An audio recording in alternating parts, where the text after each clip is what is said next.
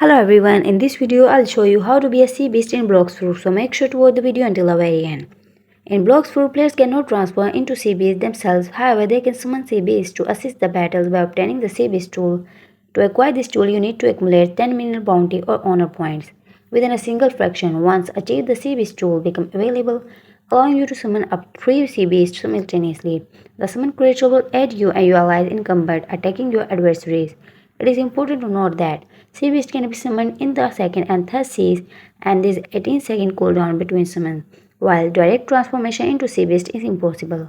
Play can enhance their abilities to actively combat these formidable creatures like shark, particularly at V2 and above offers significant advantages due to its water damage immunity abilities like water body and leviathan armor further increase survivability during sea beast encounters. Utilizing fighting styles such as Shaman Karate, Death Step, and Electric Claw can also be beneficial as their moves are effective against Sea Beast. Leviathan Shield, which provide 90% of protection against sea damage and plus 1000 health boost, can further enhance your combat effectiveness. In summary, while becoming a sea beast isn't an option in Blox Fruit, player can summon them for assistance and adopt specific strategies like resist fighting style, fruits and accessories to effectively engage and defeat the sea beast in the game. That's it.